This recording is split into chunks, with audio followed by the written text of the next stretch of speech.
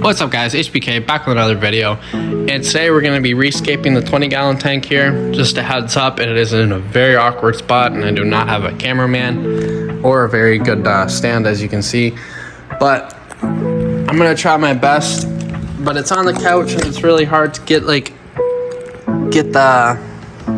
tank in the frame pretty good, but that's probably like the best I'm going to get. So I guess just sit here and watch me rescape it. I did post a video yesterday. If you want to go find it, I'm pretty sure I called it pea puffer with cherry shrimp, because there is a pea puffer in here with cherry shrimp, and if you want to know about that, go look at that video. But yeah, I'm just warning you guys, this is going to be like the setup because I do not have a cameraman or a good stand-in. There's a very awkward spot right in front of my couch. I love where it is, it's just hard to film the tank and get in there, but I love where it is. It's gonna stay here. But anyways, today I'm just gonna be rescaping it. Enough talking, let's just get into the video. Just, I guess, have fun watching this. I don't know exactly what I'm gonna do to it yet, so that's why I'm not explaining really yet. So I'll explain after what I did, but yeah, I guess just enjoy the video. So I first start out by taking some of the water out because of water displacement. If I don't and put my hand in there, water will be coming out the top.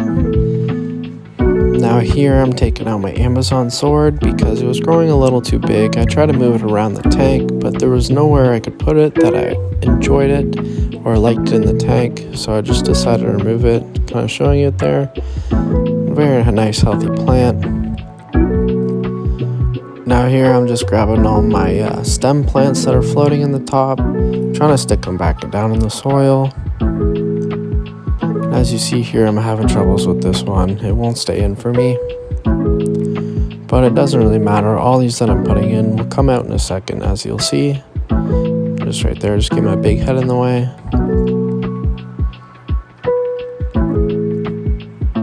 But I might be incorrect with this, but I'm pretty sure it's called Loquigia. Correct me if I'm wrong, comment down below if I pronounce that right. But it is a stem plant, very easy to care for. And it has a beautiful red and green to it.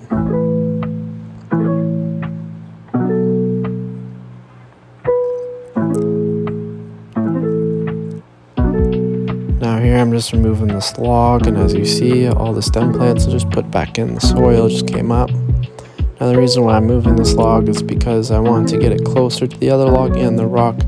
That way I can put the Anubias in there and hopefully just the pressure will keep it in there.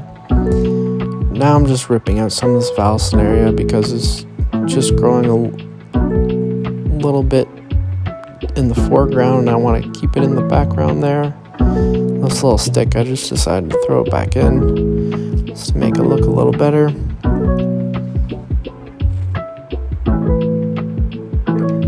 Now I'm just chopping off the top of these stem plants because they're just growing a little too high and I want the canopy to be all the same height. I'm just taking those tops and throwing them back in the soil. Then all the stem plants that came up when I moved the log, I'm putting them back in. Now here I'm just grabbing a whole bunch of debris from the bottom, some fallen leaves and stuff like that. Just removing it and getting it to float to the top so I can get it later.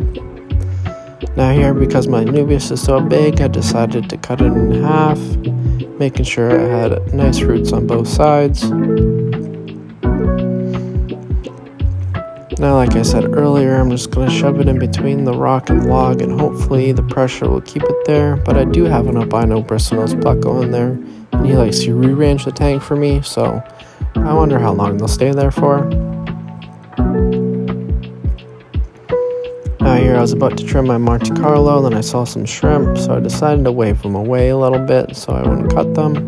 And I love cutting my Monte Carlo because it just grows back a lot faster or a lot thicker. When you cut it, it will send shooters out the side, making your carpet thicker. One time or another, this carpet was all over the tank, but then I accidentally ripped it up, so I had to restart it. So this is what it looks like now.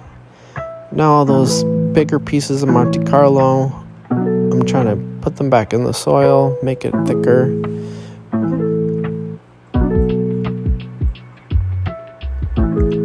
Now I couldn't get all the pieces back in the soil because some of them were too small, so it was only the bigger pieces I got back in.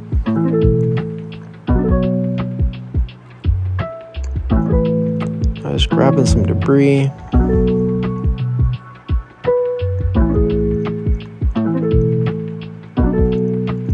Now I'm going to start draining the tank some more, and when I drain the tank I like to suck up the debris from the top, as you see here, because I do have some duckweed in here that I can't get rid of. So every time I do a water change I just try to suck up as much as I can, but it doesn't work out 100% like I like it to, because I do go to the top, too far to the top, cutting off the siphon, so I gotta start the siphon over again.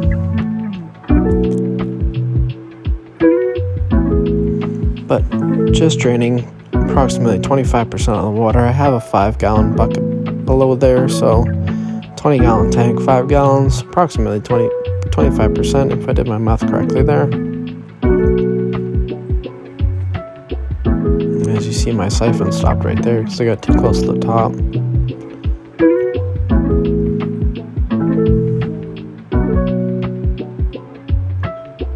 As you saw there, it starts like a little funnel sucking up all the stuff from the top. I just grab my straight razor or razor blade, whatever you want to call it, start scraping off the green algae from the glass. Usually this is a very satisfying part, but my glass wasn't very dirty, so it wasn't too satisfying. There was a little bit of green algae. There was a lot of Nereid snails, as you see in the bottom right corner there. Just getting all the gunk off the glass, that way it's easier to see in it, looks a lot cleaner. Making sure to get everywhere, not missing a spot. As you see right there, all those Nereid snails I'm trying to get off. Or Nereid snail eggs, I should say.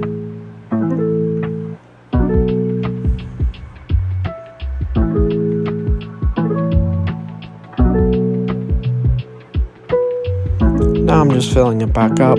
I like to put my hose in my filter, that way my hose has something to hold on to. And also, if I just put my hose right in the tank, it's going to... Oh, as you saw, I just dropped my light in the tank there. Everything was fine. My light was fine. As of right now, we'll see later on how it works out. But as I was saying, I like to put my hose, when I'm filling it back up, into my filter. That way it has something to hold on to.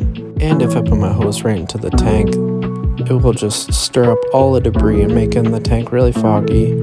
So this way the water can come in slowly without making my tank a mess. I find this way is the best way for me.